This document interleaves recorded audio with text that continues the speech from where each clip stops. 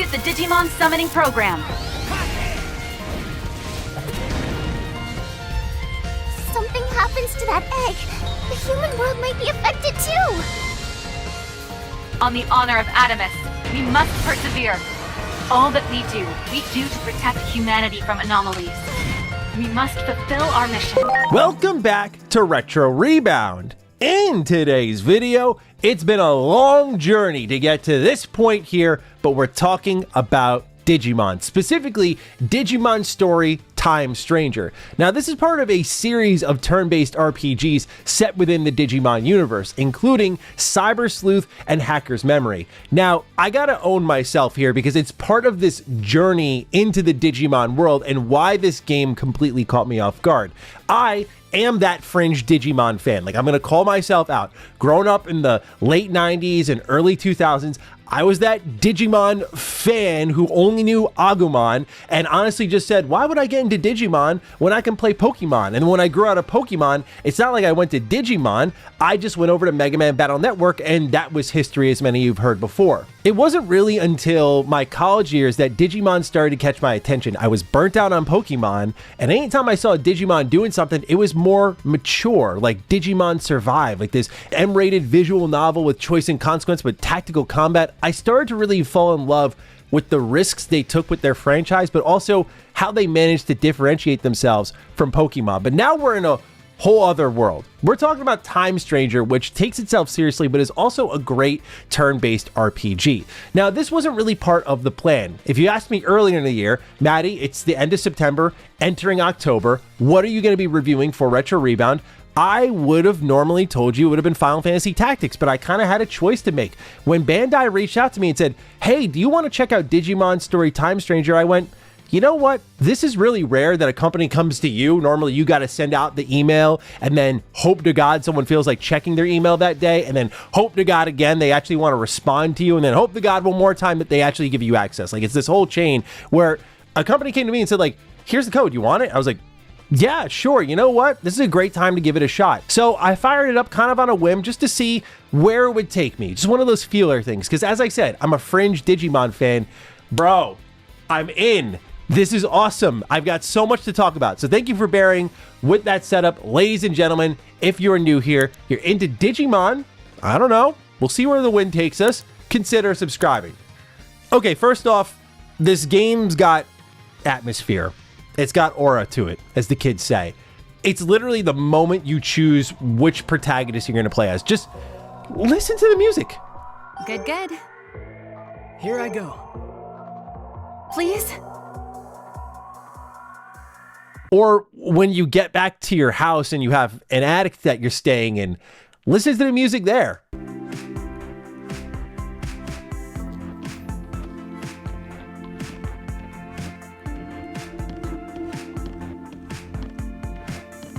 The soundtrack in this game is so good, in my opinion. Like, it's like 90% of this game's DNA is just really good music. It creates a great vibe to it all. But I'm just like a very sound-driven guy, so to me, like, great music just off the rip is always a good tone setter.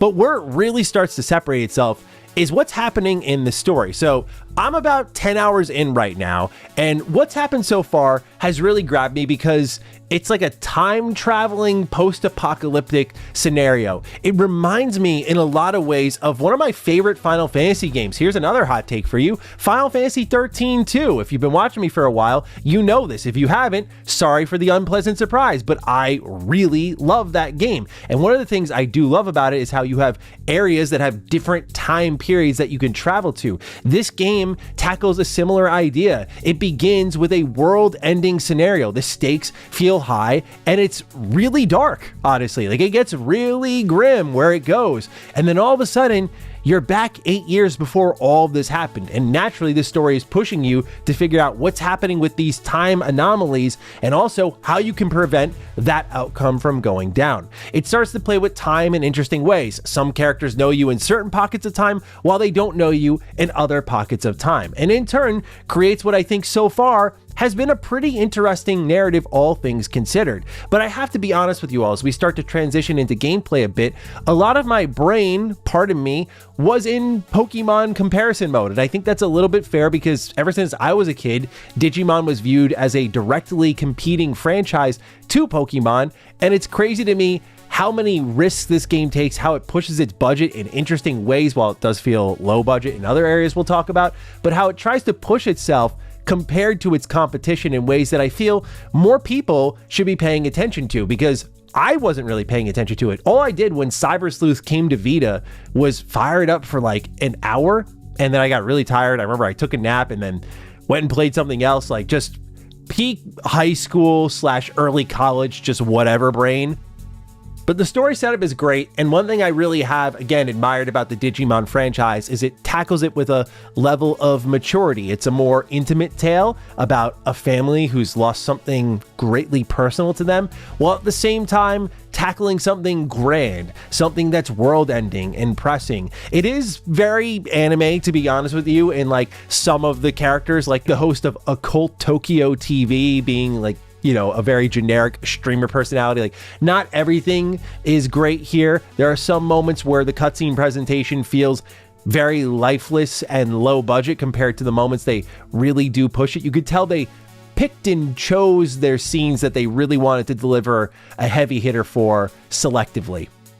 But it's a beautiful universe that kind of mixes these time anomalies with the general public thinking they're like occult happenings, that there are ghosts in this real world, but you as this like time traveling agent know they're like time anomalies known as electron life forms, which are Digimon. Like, I just love how expansive the game gets immediately. So that's what I really like about the game, and it gets a little bit better with the gameplay. This is a turn-based RPG, and it has all the quality of life bells and whistles that you're going to be looking for in a modern turn-based game. For example, you can fast forward all of these battles, so you can put them on like time 5 speed.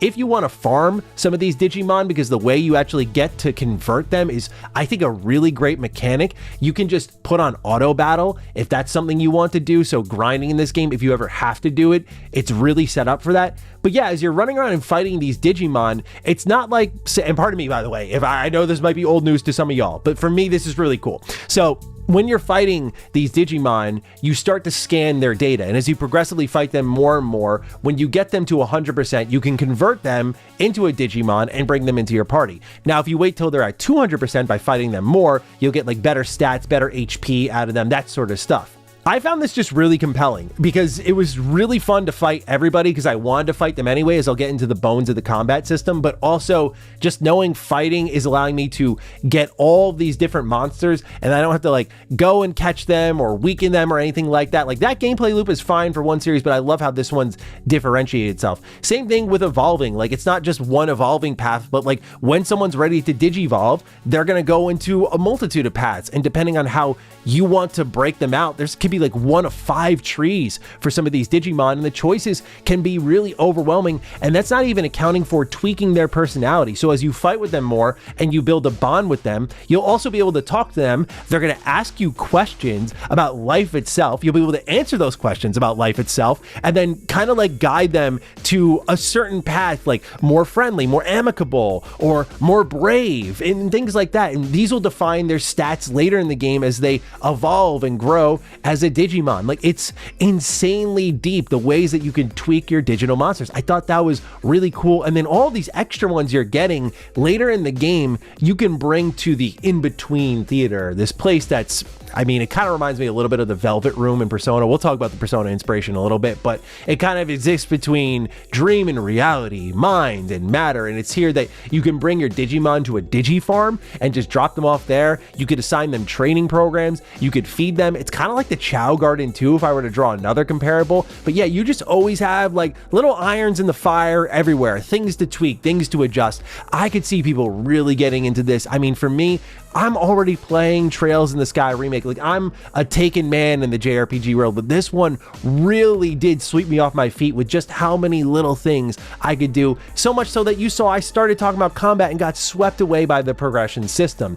Speaking of which, there's agent skills in this game. So as you're completing side missions, as you're completing main story missions, you get anomaly points, and then you'll spend those points on this skill tree. And there's one of 5 skill trees, each for like different types of Digimon and how they scale, like how their stats go up depending on what personality type they are, but also like little buffs. For example, if a Digimon is like newly born or it's matured, like how does that experience bonus scale compared to your agent rank? Little things like that. So there's a lot of things that are always moving and upgrading, and I think that makes the game incredibly addicting.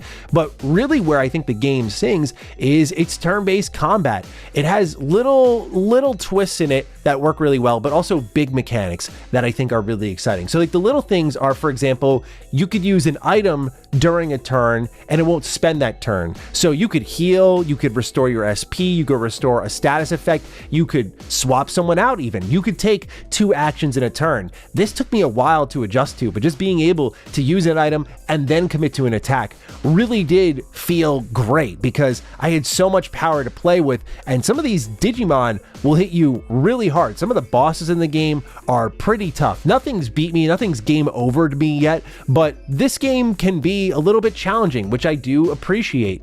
Basically, every Digimon has their own weakness type, like a triangle, and then that is combined with elemental weaknesses. So if like one Digimon is stronger than another Digimon type, and then they're also weak to fire, you can do like 300% bonus damage. So what this allows you to do when you build your Digimon party is really start rotating them, flipping them in and out, and exploiting the hell out of enemy weaknesses, where like, oh, I'm gonna swap him in, attack, then swap him out so that he doesn't take damage because he's weak to the enemy I'm attacking, but I have an attack that's going to really wallop some damage on him. So there's little tech like that. There's also the cross arts that you can build up. So basically every action you take during a turn gives you what's called CP. Once that's done, you as the player character can take an action that allows you to, say, for example, buff all of your allies on the field, like all of their stats go up, or you can just do an AoE attack yourself. Like, it's little game-changing abilities like that.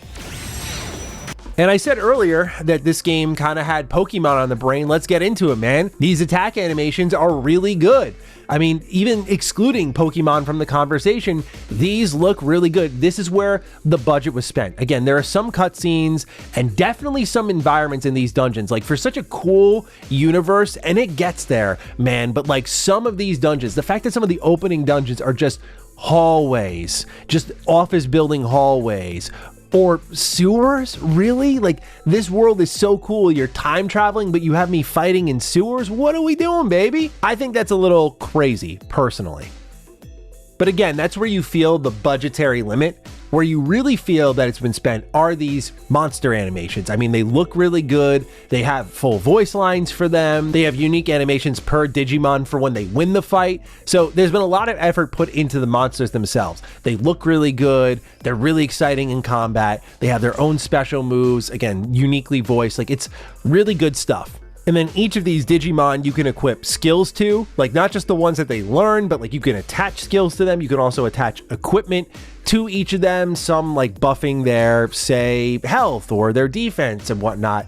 So there's like this weird level of build. I can't believe I'm saying it's like build crafting. Hello? Like, it's just crazy how much is here. Now, while I've been drawing a lot of Pokemon comparisons, one thing that this game will not escape from me are the Persona comparisons. Everything from the camera work to even how some of the UI just feels, and also the fact that your main character stays in an attic. All this does feel very Persona inspired. The way the music is just kind of very vibey, the way you're kind of romping around Japan, kind of while the world's tearing itself apart, just having a good time, just being a vibe constantly. Like, this game feels very Persona inspired, right? We had Persona 5, and there's been just a series of JRPGs that were clearly inspired by it. I think this is another one in that lineage. But I mean, for God's sakes, we had a Ninja Turtle game that we reviewed here on the channel that had social links. Like, Persona 5's impact cannot be overstated, but this is another one where you can feel some echoes of P5 in this game for sure. On the whole, I think Digimon's story, Time Stranger, has been pretty good so far. I know JRPGs are really long, I know these games can go really long, but I gotta say, everything from the story to the theme and the general gameplay has me really invested, where I'm gonna hang with this one, man. I'm gonna hang with this one and finish a Digimon game, which I did not expect to be doing this year. I mean, I love that they're continuing to take risks with this franchise, but I also have to say, again, prepare yourself for some shortcomings. Like, some of the cutscene presentation feels low budget. Some of the dungeon design is extremely low budget and bare bones and not exciting, but the gameplay loop and mechanics, at least if you're me and you're new to it all, have been really fun. And I looked at Digimon Cyber Sleuth and I looked at Hacker's Memory. I could see this just being to many people a much more polished Cyber Sleuth, but I don't think that's really a bad thing. Especially when across the board compared to that game, a lot of the presentation did get a bit of a buff. But yeah, man, I've been really digging this game in the, you know me, I'm like a post-apocalyptic scenario guy, so I'm always into that sort of stuff. Anyway, ladies and gentlemen, I'll leave it in your hands. I'm curious to see what you think of my Digimon journey. Do you have any other Digimon suggestions? Would love to hear them. Other than that though, please take excellent care of yourselves, and I'll catch you in the next Retro Rebound. Peace out.